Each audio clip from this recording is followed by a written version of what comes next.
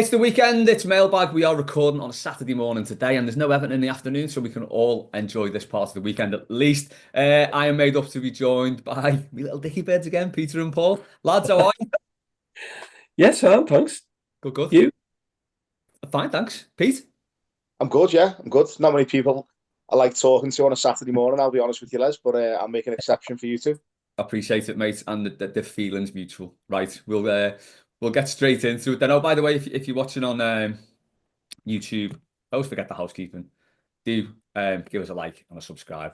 Leave a nice comment and let me know how many adverts you get actually, because I'm doing a little test. I want to know how many adverts people get during an episode. Anyway, let's get into it. Hot topic. Ever blagged your way into anything? Anyone know what the hot topic's about this week? Don't. Oh Quite, no, quite tenuous. no, I don't know what it's relating to. No, come on. It's Frank Lampard getting another management job. Oh, Seeing him in blue Hummel again gave me PTSD. I'm not gonna lie. yeah. He talks a good game though, doesn't he? He does. He I, talks Yeah, I, great. I, Do s- you I know saw what? his his introduction to the squad and the staff and everything. He comes across as someone who is probably a really nice fella to be around, but he's just an awful football manager. Let's be honest. This is it, isn't He's it? just horrendous at actually being a manager. We can't. Um, We can't. I know someone who I'm not necessarily that good about talking myself into things or places that I shouldn't be. I get too nervous for all that type of thing, and I think that there is a skill to it. You know what I mean? You've got to have that extra little bit of confidence.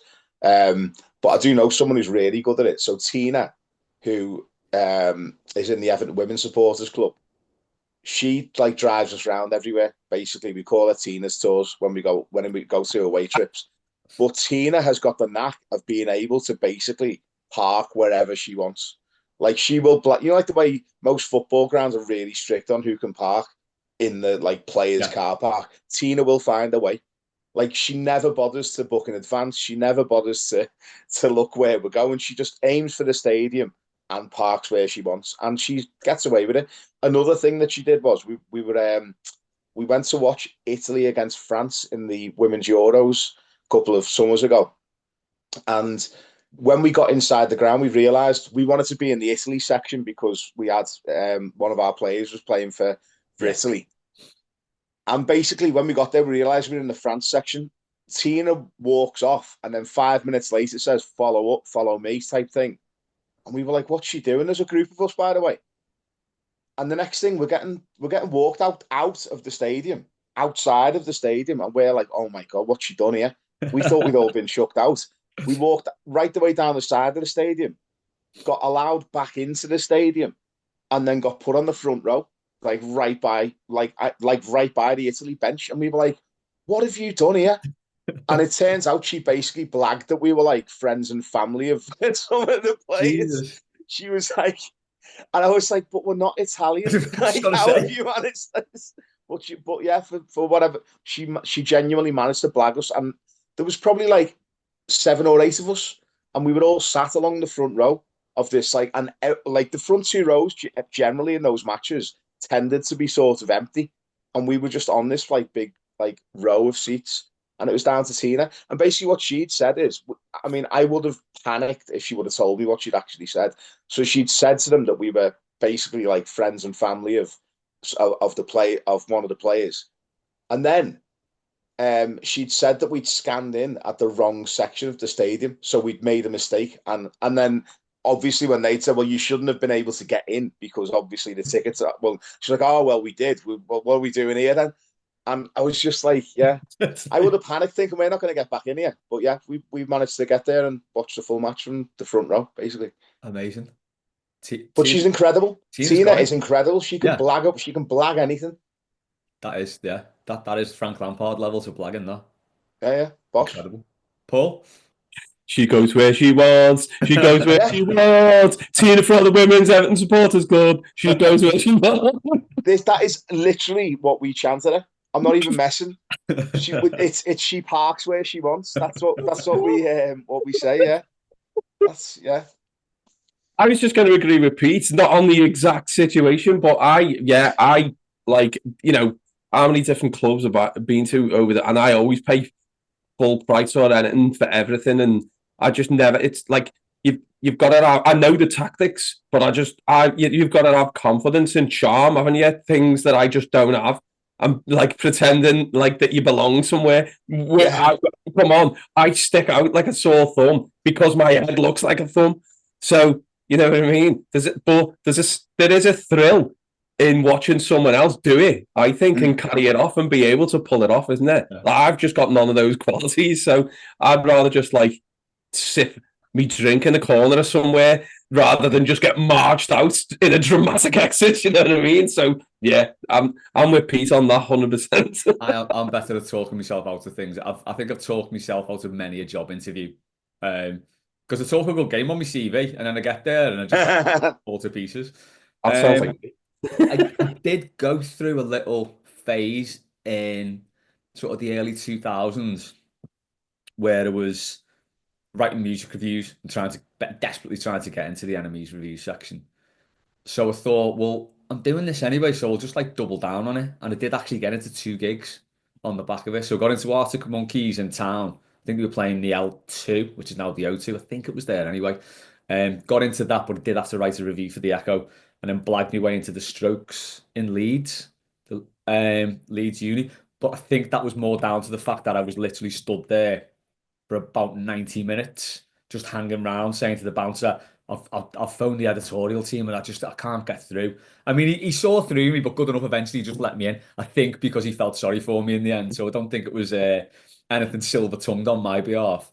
It just reminded me, lads, dead quick, me mate, when Oasis played the Royal Court about, I don't know, 10 years ago, something like that. Yeah. Well, he just, he was coming to work. We were on like a late shift. It was like 2 till 10 or whatever it was. And he came into work and he went, I'm going the gig tonight, but I need to get time off. And I was like, how did you get a ticket? And he went, I was walking past the Marriott, and by the fire exits I could see Liam Gallagher. So I pushed through the fire exit, right, and went in, and like the security were going, what's going on? And Liam Gallagher said to them, no, sound, it's all right. And he's going, got his autograph and that, and he went, I can't get any tickets for tonight, because he was saying, are you going to come later? So he said, I'll put your names on the guest list, right? So he did, like he said, he got the time off, so we got half a day. He must have left work about 4 or whatever it was, right? Next morning, he comes in and tells us we were standing outside the Royal Court saying we're on the guest list, and the bouncer's like going, no. And he's like, he hasn't done it, has he? And I feel stupid. Got to the last page. Yeah, Kevin Yvonne, yeah, you're in. I was like, always right. Unbelievable. That's one of the best I've ever known. That was almost exactly 22 years ago, 16th of December 2002. I don't even remember it being that close before Christmas. Yeah, I don't remember it being that close.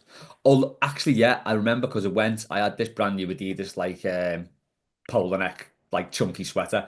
I wore that and I was sweating my plums off right through the gig. Oh, God. So yeah, it was definitely. Who wears a polo neck in general? It was bright orange as well. Concert? I know, bright orange. Incredible scenes. Wow. He wears what he wants. Kevin said he couldn't talk his way into somewhere he was supposed to be. I think we can all sympathise with that, yeah. Yeah. Andy, this is a good one. Andy managed to get into AZ Alkmaar Stadium by walking in with the TV crew. Had a wander around the pitch, then hid out in the toilets in the hope he wouldn't be found out before kick-off. Sadly not, and was thrown out and watched the game in a pub in town. I think Andy's told us this one before, because I remember we did the same. We went up the ground early, got into the stadium somehow, but just at the side of the pitch, didn't actually get into the stands and that, and then got kicked out. But it was quite empty to get. You remember the way you used to be able to walk into Goodison on a non-match day? It'd just be open. I think it was a little bit like that. Yeah. And then we went and watched a game in the pub in town in the square. And if anyone who was there remembers, there was a bit of a fight in the square. I may have had a hand in kicking that off. What did you do, Les? Well, basically, the locals were lovely to us the day before. They were fine. And then as the game wore on, and we knocked them out the group, didn't we? In that, I don't think we even needed to win it. I'm not sure, but we definitely knocked them out the group. And then they just like sort of got dead leery with us. So from the night, and I just remember some lad was walking out, like giving us loads of shit. So I just turned around and pushed him, and then just walked off. But then as that happened, a couple of other people piled in because it sort of kicked off. And then it just kicked off behind me. It's like when the Joker walks out the hospital Oh yeah. In Batman, it was like that. I just walked off with this, like everything kicking off behind me, like, oh fuck that. But yeah, so yeah, I may have had a hand in that. Yeah, That was their. So I was going to say that was their first home defeat in Europe in 32 games. That's why they were kicking off, probably. it was God. Remember when the Toffees could do stuff like that? Yeah, I know. And Stu, this is another belter. Never blagged his way into somewhere, but did stop a member of Quo getting into a polo match hospitality tent through the kitchen tent years back, especially Good. when he said, "Don't you know who I am?" I said to you last night that had to be Francis Rossi. Apparently not. It was the other one. Rick Parfitt. It was Rick Parfitt. Yeah. I've got another one as well. So my niece, she's like a steward. She's a steward at Everton, and she does a great job, by the way. But her first day as a steward, it was just after COVID, so obviously everyone had to have the passes on, like with the thing. And her first day, she was on the main stand reception, and they had like extra stewards on, obviously because of the COVID regulations and everything. Everyone had masks on and all that type of thing. And I mean, I think I can say this. It was there was someone. Well, it was Graham Sharp went to walk in, right, but he wasn't wearing his badge. And our Sophie was like, "I've been told instructions here. No one comes through this door without this badge." Yeah. So she was like, "Excuse me, have you got your badge?" And he was like, "Oh, I don't think I need that." She said, everyone who comes in this door, I've been told, needs a badge." And it was like, and basically he'd said, "Well, do you know who I am? Like, I'm Graham Sharp. My photos above the ground, sort of thing." And she said, "I don't care who you are. I've been told everyone who comes through here needs a badge." And then I think someone else like got onto it, like who it was, and was like, "It's all right, so you can let them through," type thing. Yeah. I'm just doing my job. And fair play to her, she was just doing her job. She was just doing her job. And Graham Sharp should have had his ID on. It was just, that was the way it was. And she would, and yeah, but she got moved to the park end after that. and Sharpie's relationship with the fans was never the same again. Boss Soph, though, she's boss and she terrifies me, so I'm not. And there were no headlocks involved here. It would have been Sophie doing it because I wouldn't mess with her, put it that way. Right, Mike, I thought I'd better get to this one early because Mike, it sounds like a little bit of a cry for help. When will they next surprise us? Will it be Sunday? In fact, when was the last time they surprised us? Surprise means actually perform away at a big team with a crowd. City away, Boxing Day 22. Did we even perform that day? I'll stop rambling. Over to you. Quite poetic that actually. It had a good meter. That tweet. Yeah, good work, Mike. Can you reread that? I wanna listen to that again. Again. Okay. Yeah. Right. With the flow though. When will they next surprise us? Will it be Sunday? In fact, when was the last time they surprised us? Surprise means actually perform away at a big team with a crowd. City away, Boxing Day 22. Did we even perform that day? I'll stop rambling. Over to you. Sounds like 3-2-1. That. One for the younger listeners there. The most convoluted clue ever, and it ends up being, "It's this matchbox. You've won a barbecue." Okay, let's break this down. The last time we performed away at a big team with a crowd. Oh, with the crowd. I was about to say COVID was the one, wasn't it? With the crowd. I immediately go to Chelsea 3-3. Yeah. And he scored the most offside goal ever. Funes Mori. Scored. Yeah.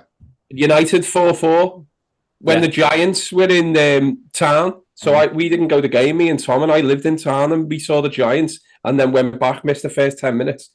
Jelic actually curled a header. I used that gift, didn't I, for this tweet? Because that's one of the best headers I've ever seen. Not even being funny there. Ridiculous. Is Brighton not a big enough team? Because that's a big away win, that 5-1 away at Brighton. In the circumstances as well. But I think we're talking. That's the last time they've surprised me away from home. Yeah, unbelievably. That's a shout, that. But I don't know if they're big enough for what. Yeah, I think City away, we didn't perform, did we? We just got the draw. I don't think we were particularly good. Ben Godfrey wound Haaland up, didn't he? Yeah. He snapped him in like the first 5 minutes, didn't he? And then Haaland, he just lived rent free in his head. And there's that amazing gif where Haaland's like, Yeah. Yeah, give it a And try, baby. You can see Godfrey behind him just giving him loads. Love that. Yeah, I'm trying to think. I mean, we've had a few decent, like, sort of draws away at United, haven't we? I Yeah. mean, in terms of all-round performance, I can't really recall many where we've actually gone and dominated a side. Like, actually, we just don't seem to have that in us. Like you say, Brighton was probably, but even Brighton, we only had about 25% possession. Yeah. It was just that every time we counter-attacked, we Clinical. scored. It was amazing. Yeah. I think the one that comes to my mind, and this is how bad things are. I think when we went away to Arsenal in '96 and we beat them 2-1. I was going to say that. But I was genuinely going to say outplay them that day as well. I think we just beat them nicely. Graham Stewart scored, didn't he? Didn't he? Yeah, Round like David Seaman on the edge of the box. Yeah. Or am I making that up? No, I think that was Graham Stewart definitely scored. That's the one that springs to mind, which is quite sad, really. I know we won there in COVID, and we won at the Tin Mine in COVID as well, but I can't think of many times with the crowd. That same season, the '96, when Kanchelskis scored a hat-trick away at Chef Wed, and we beat them 5-2. Yeah. That was when we beat that's Chelsea. The last time I think we as well 2-1. Yeah. Absolutely ridiculous. Yeah, absolutely. We beat Chelsea away. I think it was that might have been the game after the derby, actually. We won 1-0. That was '94, that Paul Rideout. That's the last time we've won there. Yeah, it was '94, wasn't it? Yeah. That's the only reason I know, because it was Joe Rowe's second game came up. Yeah. That cross from Limpar. Yeah, absolutely. God. Because they don't often surprise us, do they? No. We've had a few decent draws over the years where we've kind of gone against expectation, and we had that little run where we'd always beat Man City, but that was when they'd only just got the money. We used to, like, Kale always used to score against them, didn't he? Was the one where Bain scored and was it Kale or Arteta scored the second we beat them 2-0? Yeah, there was the black kit with the pin thing. Yeah. Love that kit. Yeah, it was class, wasn't it? Remember the Kale one when he scored the header? Then he'd already been booked, took a shirt off and got celebrating. We were having with that game. He didn't even take his shirt. He pulled it over his head. That was it. Yes, that's true. Yeah. Yes, you're very right. Yes. Incredible. The Ravanelli. Because we were all celebrating, and then it was like, just saw him walking off. It was like, what happened there? We didn't even see him give the red card. I had no idea. Chelsea away in the cup, when Bain scored the free kick to take it to extra time, and then we won on pens. In fact, you know what? It was we were drawing in extra time. Lampard scored in the first half of extra time. Yeah. And then Bain scored with like the last kick of the game. To take it to pens. Yeah. It was 1-1 in normal time? I've got it in my head the Fellaini scored, but I might be wrong. Yeah, I think so. And then they scored, but I just remember Lampard scoring, or was it Lampard? Because I think it was Lampard. Yeah. Yeah, well, he always did, didn't he? Yeah, true. Yeah. What about does United away in the semi-final? Does that count? Was that 2009 when Neville scored the winning pen? Yeah, I suppose so. Yeah, we done well, but only the result, as you say. Yeah.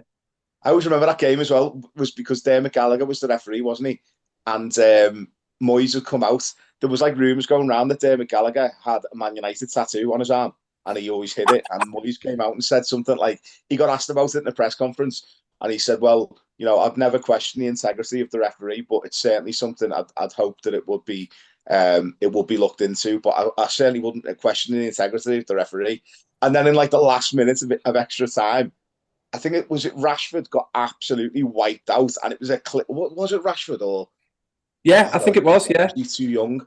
Was he too young at the time? Someone got absolutely wiped out, and I mean wiped out, and it was a clear penalty. And Gallagher didn't give it, and I'm sure that was in the back of his head. He was thinking, I can't give that now. Well, after what's been said in the build-up to it about him being biased, there's not a chance he could give that. So it's nice that goes in our favour for once. Because usually it's around, isn't it? But I just think if there's ever a referee or just a fella you need to question the integrity of, it's an Irishman who puts on a Southern English accent.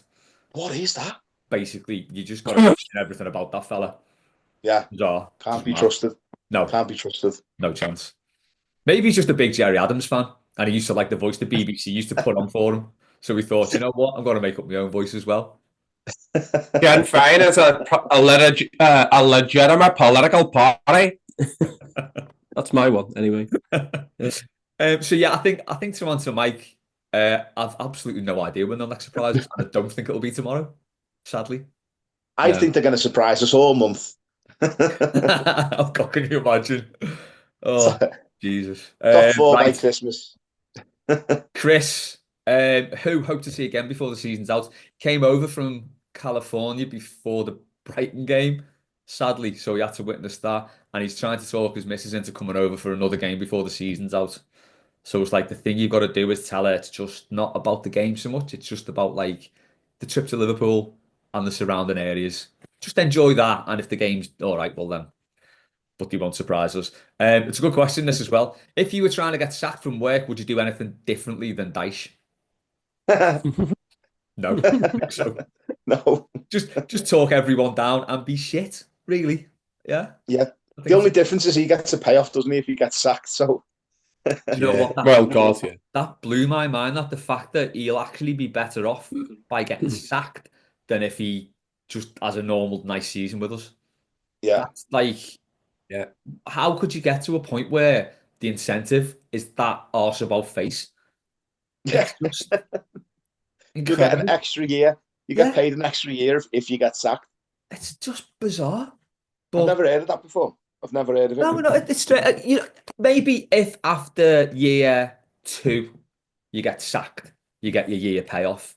But then once it goes into year 3, you shouldn't have any incentive that says if you get sacked, you get more money. No, I don't. In the last year of your deal, bizarre. But Welcome to Everton. I don't know what to do different. What would you do in your job, let's say, to get yourself sacked without being too incriminating, I suppose? Well, I'd probably blag myself into a job that I was massively underqualified for, just like, you know, and then just naturally go about it, you know. I'd try my best as I would get sacked. Go full George Costanza. Dargan, how would you go about getting sacked? Just with Pete saying go for a job that you're massively underqualified for always reminds me of that meme of when you lie on your CV but you still get the job, and it's Big Bird from Sesame Street walking along with Darth Vader and the Stormtroopers. It's one of the funniest things I've ever seen. You could be grin on his face and everything. I'd probably just like do something dead subtle because I'm quite good at IT. I can blag me way around systems to get into like I'll change like the company handbook and then rewrite it as like some like Kafka-esque nightmare, like of people going in going, oh yeah, what's happened here? We need to do what? Turn into a like a beetle? What? Absolutely ridiculous. Like making like hacking people's PowerPoint presentations when they're actually, you know, it in real time when they're doing it, and I'd love to do something like that. But I think that all just pales into comparison with Dyche, doesn't it? I couldn't like sort of have any one-upmanship with him. I think he's nailed it, hasn't he? To be saying, no matter what happens, I blame the fans or something else. Look, who was it who told me yesterday? Was it you saying? Oh, it was on the phone, wasn't it? Saying that he said you can't train strikers, you can only buy them. You just buy them. That genuinely blew my mind. Is that what he said? Yeah, he basically says, yeah, you can't train strikers, just buy them in. It's like, well, you literally can train strikers. Like, there's a lot to train there. I mean, maybe it just means he can't train strikers. Well, yeah, maybe that's what it was. I would argue, though, if there is a position that you can train, it's striker, because you can teach people how to shoot better. You can teach better positioning. It's much harder to teach people how to tackle. Yeah, because it's one of those things that you kind of can do, throw yourself into it, or you're not that kind of person. For me, that's harder to train than to say, keep your head down, don't lean back when you shoot. Stuff like that. Well, the other thing about it as well is that, I mean, even if you accepted the fact that you can't train a striker, which is a load of bollocks, let's be honest. Yeah. Well, the job of the manager surely is to try and play a system which benefits the skill set of that striker. Yeah. So Carlo Ancelotti, I always say this, Carlo Ancelotti just said to Calvert-Lewin, yes, get out the way. Get out the way. Don't get involved in the build-up. Basically, you're crap at football, but you've got good instincts inside the 6-yard box. So basically, what he just stripped it all down and went back to basics with him and said, listen, your job is to stay in the penalty, but from the penalty spot to to the goal line. That's your area. Don't worry about anything else. And he used Inzaghi as an example, didn't he? And he turned him into like a 20. I mean, he was. I don't mean to be controversial here, but Inzaghi wasn't a great all-round footballer, but that lad could finish, and he had that poacher's instinct. And Carlo got Calvert-Lewin scoring like 20 goals in that, or 20 plus goals that season, because he just said to him, "Stop getting involved. You're not Harry Kane. Just get in the box, and we'll provide you." You know what I mean? Well, that's it as well, and that goes for like certain types of player. There are some players who you can give quite complex instructions to, and they will follow it out. It's like players who've got like a natural football brain and know what to do, and you can give them lots of things to do, and they'll do it. But then there are players whereby, and I reckon Calvert-Lewin, like you say, Peter's probably one of these, where you've just got to give him a simple task. So instead of saying, right, I want you get between the lines, closing down here, pushing over there, put the press on there.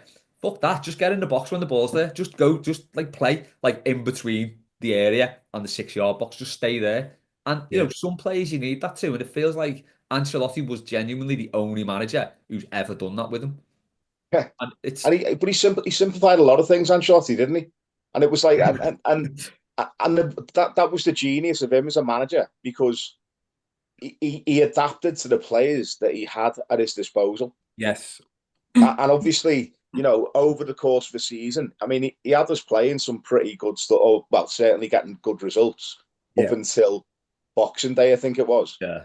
Like, make no mistake, we weren't exactly dominating sides and playing them off the park. He just made it very simple, and he wanted in the final third, it was all about getting it to certain players who could then make the difference. But again, he simplified everything. And I think a player I always think about in that conversation was Ross Barkley. Do you remember when he was a kid and he went on loan to, I think it was Leeds? Yeah. And Neil Warnock sent him back because he wasn't getting played. That was it. And I think they cut the loan short. But Warnock had said in a press conference about, like, he was asked why he wasn't playing Barkley ball, and he basically alluded to the fact that the lad just he just couldn't follow instructions. He was like, I mean, I'm not going to be too harsh on him, but he was thick as a barn door. He basically just couldn't follow instructions, and that was what he said. So there's a lot to be said about that. But bollocks that you can't train a striker. You just have to just adapt to the striker if you know what I mean. In terms of Ross Barkley, though, it must be difficult to listen when you've got cranes in your ears. So it's like Ralph Wiggum, innit? Yes, Ralph, get off the stage, sweetheart. I'm in danger. Right, on that bombshell, we'll leave it for this half. So we will jump back in a minute, lads. See you on the other side of the break. We are back again. Let me know if you had an advert then, because I'm doing a little test, and let me know how many you've got. Anyway, second half of the show. Let's go. Stu has asked, controversial one: should Z cars be dropped for BMD at the stadium? And if so, replaced with what? Pete, what are your thoughts? No, absolutely not. See, I agree. I'm not even gonna give an example of anything else that should be. You're not gonna furnish that with an answer.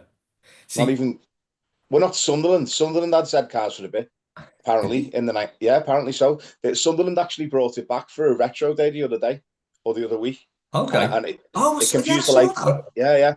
It confused the life out of me, but apparently Sunderland did have it for a little while. Obviously, like a la Watford, copied it off us. But no, it's ours. I'm not leaving Z cars for Watford. No, I agree. No chance. What I do think though is keep Z cars, but I do think the songs before Z cars need to change. Yeah. So we'll come on to that. Paul, what are your thoughts on this? I sent you one before, didn't I? Of what I want. Did. Yeah. Has anyone ever seen the Dutch darts player Dirk van Dijvenbode's walk on? Just on that once again confirms to me that Dutch is not a real language. No, not at all. That's a valid point. Well, you're right. It isn't. It's not a valid language. It's not a real language anyway because they speak Flemish, don't they? Oh, I don't know. Like the Belgians. But that song is absolutely insane. So he's an aubergine farmer, right? Obviously a really good darts player, but also he loves like hard techno. And honestly, Pete, I sent this. I don't know if you know about it, but there's a clip I sent to Les before. It's about like you can fast forward a bit of it because it's like the introduction. But as he's walking in, he basically has to get to the stage on top just so like like he can do his like move, if you like, and it's basically dun dun dun, and he's like doing this, and like it's absolutely. And I was thinking, imagine if you had, because like the crowd all go mad at the darts and that, but imagine if you had Bramley Moore, 52,000 people just with that. Everyone has just gone berserk, or maybe it's just me in like violent mode. I don't know. That's it, really. We do need some sort of pick me up, but I think I think like keep that course, but then change. Like I'd even retire Spirit of the Blues now. I'd definitely retire Grand Old Team, especially the Billy Maher version. Yeah, I would. It's awful. I'll be honest. That Grand Old Team one, I like it. I like the chant, but I've never ever gone on board with that. Like, ding, ding, ding, ding. No. I just find the whole the whole delivery of it just to be really infantile. I just don't like it. Yeah, it is rubbish. And so if we're replacing them, I can't see much past Story of the Blues, and I guess that's where they call it the Blues. Two famous non-Evertonians, but yeah. I'm a huge fan of I guess that's why they call it the Blues. I think personally that would be one. I mean, like when you see like is it Hibs who do Sunshine on Leith? Yeah. And then everyone's singing it together. You're seeing it's like got that anthem appeal, hasn't it? Yeah. And I'd absolutely love it if every Evertonian could learn the words to I guess that's why they call it the Blues, and just like that one for me is a, and also wasn't that was relevant to Howard Kendall as well, wasn't it? Didn't 84, the 84 final. Because they had that banner story out, and I guess that's why they call us the Blues. Yeah. So it's but it was I'm sure it played at his funeral as well. Oh, I don't know. I'm sure it was, because it was a very pertinent song to that mid-80s team, yeah. So I personally like that one. Again, it's not like the most up-tempo, but I just think it's something that if everyone got on board with it, it would sound boss. Yeah. I mean, in terms of the thing that I've always got in the back of my mind, though, do you remember that Sunderland documentary on Netflix, Sunderland Till I Die? Yeah. And do you remember when the guy came in and he was like, I think we need to change the walkout song. And he was like, oh yeah. And the way he said it was just like, he went on to this big thing. Was it Adagio for Strings or something like that? Yeah. Like he wanted to change it to, but the way he said it was just so cringe. And he was like, yeah, you know, and everyone gets the beat and it's like, and he was giving it loads. And then he did this like pure thing and everyone's like looking at each other like, oh my God, this guy sounds like a wanker. And then right at the end, this like young lad goes, well, you can play any song you want, but it won't work if we haven't got a new sound system. And he just goes, he just dies inside. It's like Gareth Cheeseman, money. Steve Coogan, Gareth Cheeseman. That's who he reminds me of. Yeah, he's doing that. Yeah. I think anyone who's been to a Denby disco as well will attest to the power of. I guess that's why they call it the Blues. It's quite the sing along. Sorry, lads, can I just add in dead quick? Yeah, exactly what you're saying there, Pete, is that if people could learn, they can't even learn verse 2 of Spirits of the Blues. They keep singing the first verse over and again. There's a second verse, and it sounds ridiculous. But also, you know that like Arsenal have got whatever that. Yeah, but you know who it is? You know it's Linda Robson's son. You know, from Birds of a Feather. Okay. With the blonde hair. It's her son, right? And I was listening to like a different podcast. I can't remember what it was. You were watching Loose Women, weren't you? No, and they were saying, "Oh, you can say it's a safe space, Paul. You can say that's fine." No, that song sounds decent. Oh, I'll see what the rest of his is like. And he was going, my God, there's one about him, like he's singing a song about taking coke in a pub cubicle or something. He's Cockney Webster, isn't he? Well, that's what it seemed like, yeah. But yeah, I think that's a bit cringe for me. Oh, this is my North Flat. Shut up. Just win the match and go home. If Gary's watching or listening, he will disagree vehemently with this because he does love that fella. Sorry, Gary. Can I say so? That song as well. Am I right in thinking that the original words to that song are actually quite dodgy? And that they only use one of the verses. I'm sure there's a verse in that song, little bit like the national anthem, where like the third verse is all about like killing Scots, basically. But they literally like our national anthem is horrendous when you actually there's more than one verse to it, and as it goes along, it gets more and more Brexit. It's horrible. Christ. But I say our national, but yeah, like the third verse is literally about like killing Scots. But I'm sure that North London Forever has got like dodgy lyrics in it as it goes along. I'm sure I read it somewhere. Let's get on that Google, lad. I am. I'm doing it. I'm doing it right now. Just while I'm doing it as well, we'll go on to Liam Fitz's question. Who said he's noticed he loves the keyboard sound when I'm typing when the podcast's on is very satisfying. So for anyone who's not heard it, here it is. It's really quiet, that. Well, it's got a teleprinter quality, I think. About it, yeah. So anyway, he said it's dead satisfying when he types your own podcast. I tried to mute myself now because I got onto the fact that you can really hear it loud. What's your favourite satisfying noise? The cries of cop-eyed children when they lose. We're not beating that, so you know. Sadly, it's all the better because it's such a rare sight. Bastards. Yeah. You know what's that funny though?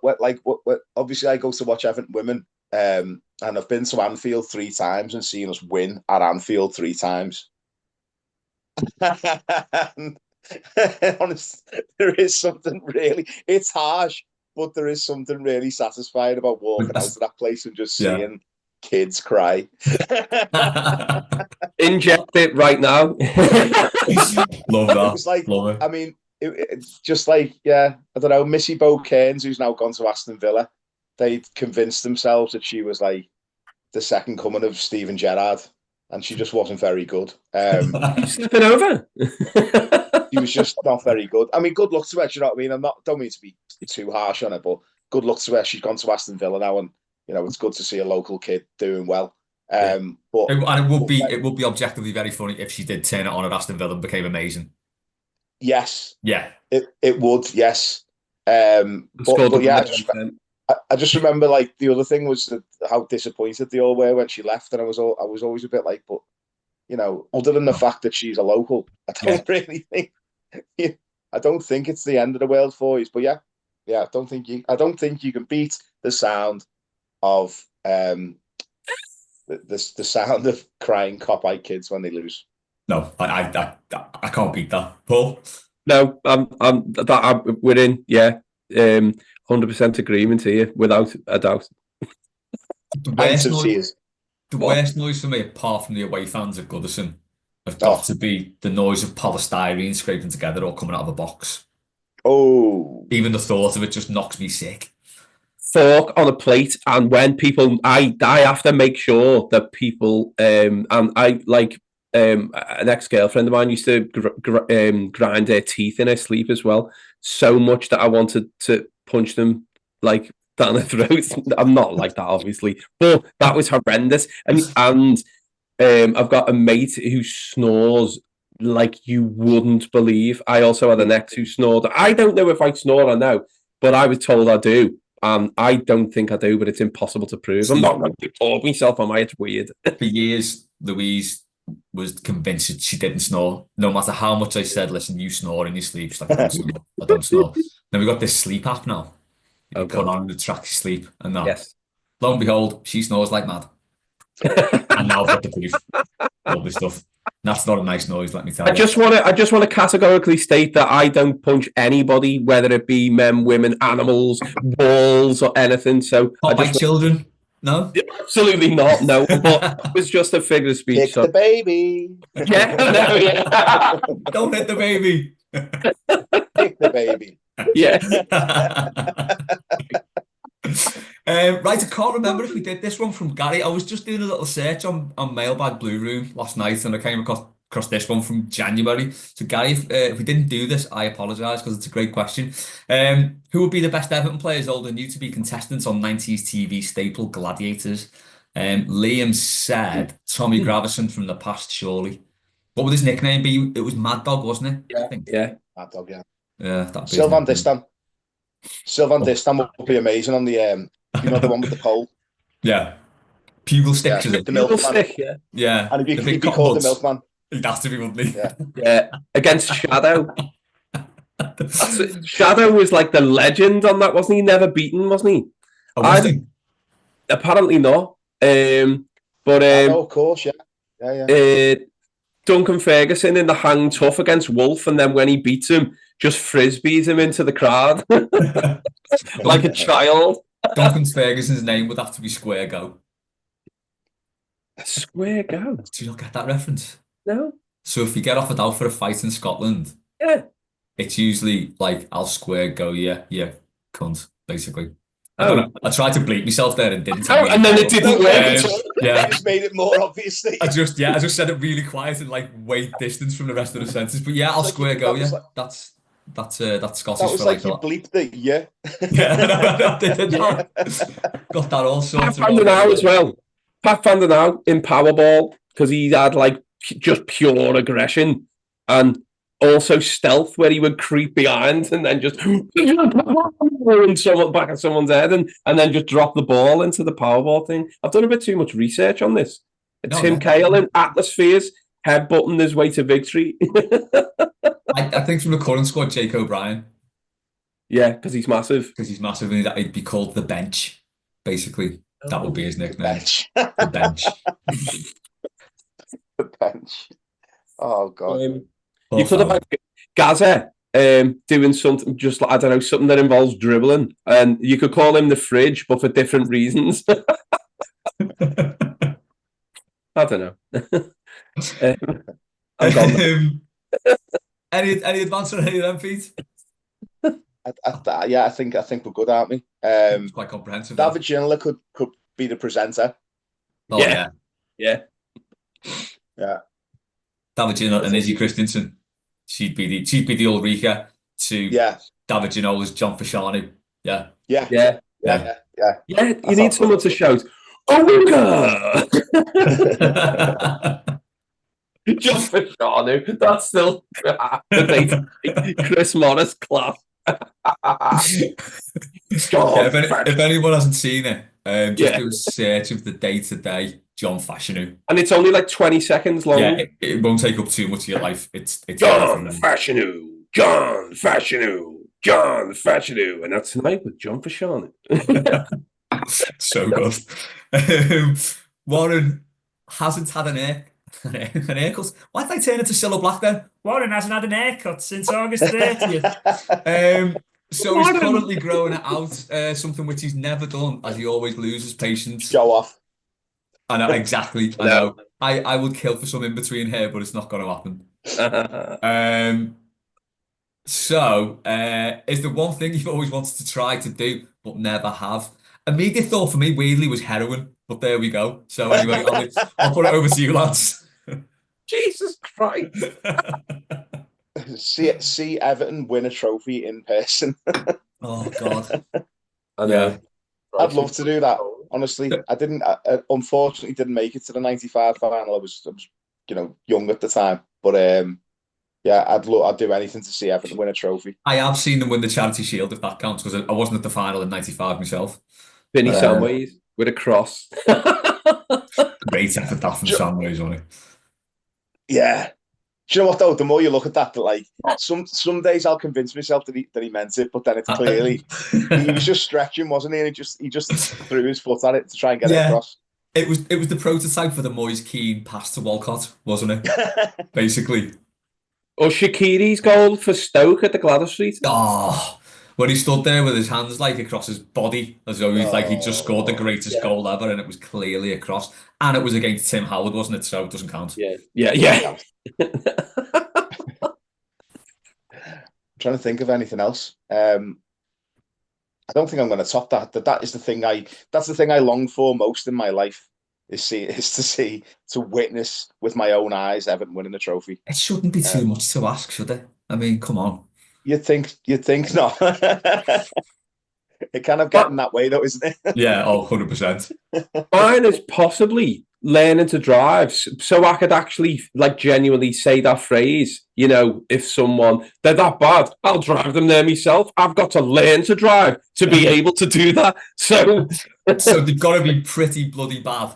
Yeah, well, yeah. Well, I suppose it's like two birds with one stone. If I can't drive, then I'll probably just end up crashing and killing both of us. So they're still going to leave and stuff, regardless. But I don't want to commit murder. But I suppose it's not murder, is it? It's not my fault. You know what, though? That would show the level of absolute hatred you'd have for a player, where it's like, they're that bad. I want to learn to drive just so I can drive them somewhere else. Yeah. Like, not only just I can just jump in the car and take them, I'm going to go out my way to learn to drive. Some commitment of hatred, everything. I'm going to pay. I'm not even going to bother with a car afterwards. I just want to learn to drive to take you away from my club. And the thing is, as well, there's nothing quite as horrific as your driving test. It's horrible. Learning to drive and taking your driving test is just grim. So yeah, I wouldn't. It would mean a lot to learn to drive just to drive someone out the club. Second only to go in the match. Yeah, that's even worse. Yeah. Feeling the dread. Another thing that I had was like obvious stuff like skydiving or bungee jumping or stuff I've just not got the plums to do. No, I'd love to do it, but I just can't see myself ever. Let's do it. Let's do a fundraiser at some point. Let's have a serious chat about this. Okay. We'll do a fundraiser. Me and you will do a skydive. There's his face. Yeah, what if I don't like charity though? So, Yeah, wow. Okay, let's talk about this.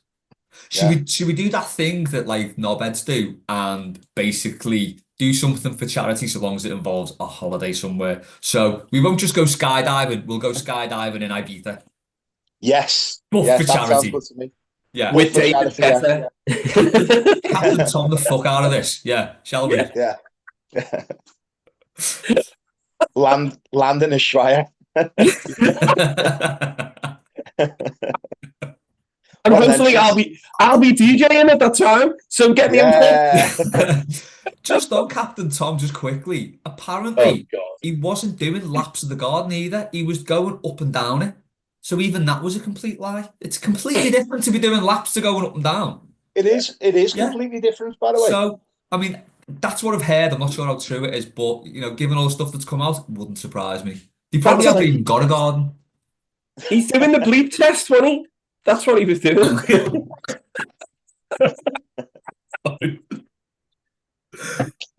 Something that you failed miserably to do before when you swore. Oh God, sorry. What really took the piss as well? Didn't they build that like extension, like spa thing? Didn't they build that on the place that he actually walked as well? The Captain Tom Memorial Spa, because that's what he would have wanted. Did you ever see the inside of it though? It was a full-on swingers gaff. They had a couch facing the spa. It was weird. It was odd. Yeah. It sounds like a Half Man Half Biscuit song, doesn't it? The Captain Tom Memorial Spa. Yeah, in brackets, has just been knocked down. Yeah. Right. Final question from Liam. So, Pete, I'm going to come to you first on this for obvious reasons, as you'll find out now. What are the acceptable start-end dates to eat, drink, whatever you want, and just go, fuck it, it's Christmas? Pete? Well, as you'll fully appreciate, today is my day for getting the Christmas decks down, so I am in Christmas full swing. I think the acceptable start date should be whenever you put your Christmas tree up until you take it down. Then you're giving people license to do stupid stuff like just do whatever you want before bonfire night. Yeah, it's like I just think as soon as the tree's up, that's it. You go out and enjoy yourself. Oh, okay. So that's the cut off. So if you want to start it in November, you've got to go all in then. Your Just go and put tree's your up. tree up early. You're on Yeah, Christmas mode. Okay. Yeah. So That's that's what I mean. So if you want to start early, then just put your tree up earlier. Yeah. You know, and then because for me that's like start point. Let's go. That's why I don't get when people like weirdos who take the tree down on Boxing Day. It's like, no, See, leave I'm it all until. for that.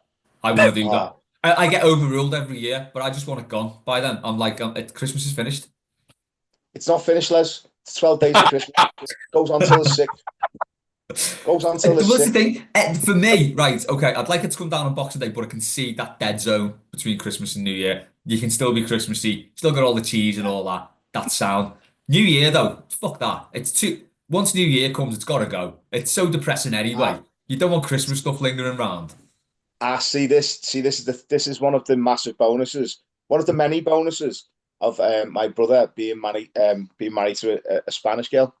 So they celebrate their actual like gifts and all that type of thing on the 6th of January, the Three Kings.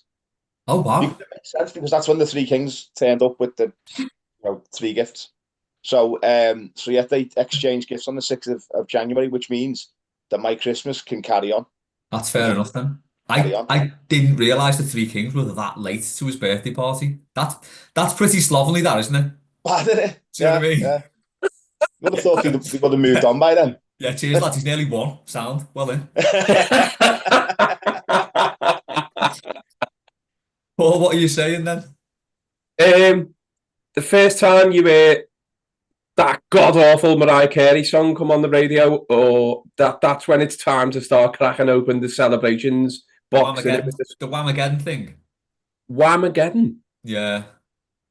What's that's that? basically see how long you can go without hearing Last Christmas.